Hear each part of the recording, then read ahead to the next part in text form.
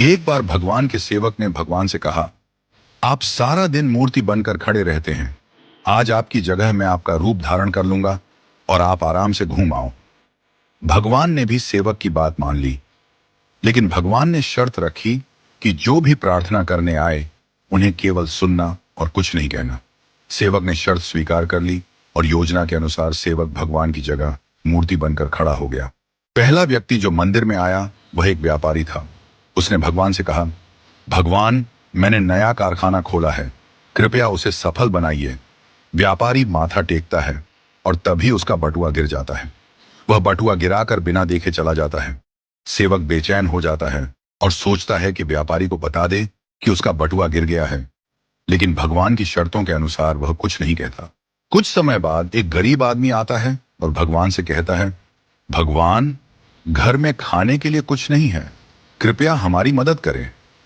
भगवान के सामने बटुआ पड़ा होता है। वह गरीब आदमी भगवान का धन्यवाद करता है और बटुआ उठाकर चला जाता है। फिर एक नाविक आता है और कहता है, भगवान, मैं 15 दिनों के लिए समुद्र की यात्रा पर जा रहा हूं, कृपया मेरी यात्रा में कोई समस्या ना हो। ठीक उसी समय व्यापारी पुलिस के साथ आता है और कहता है, यह नाविक मेरा बटुआ चुराकर भागा है। पुलिस नाविक को पकड़ कर ले जाती है। इस बीच सेवक बोल पड़ता है, बटुआ गरीब आदमी ने चुराया है।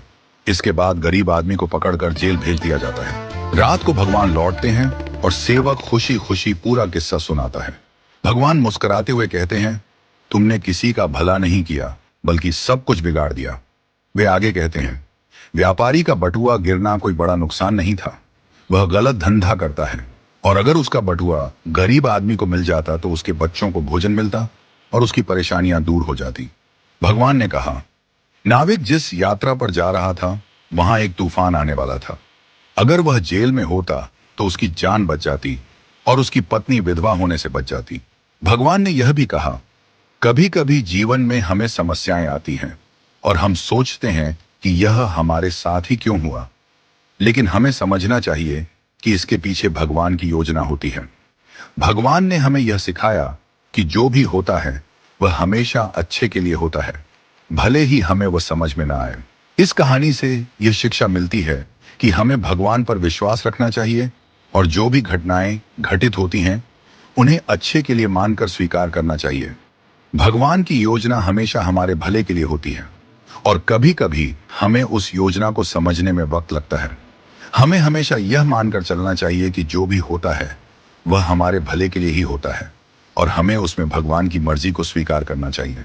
हमें कभी भी किसी स्थिति में निराश या हताश नहीं होना चाहिए, क्योंकि हर घटना के पीछे कोई ना कोई गहरी योजना होती है जो हमारे जीवन को बेहतर बनाने के लिए होती है।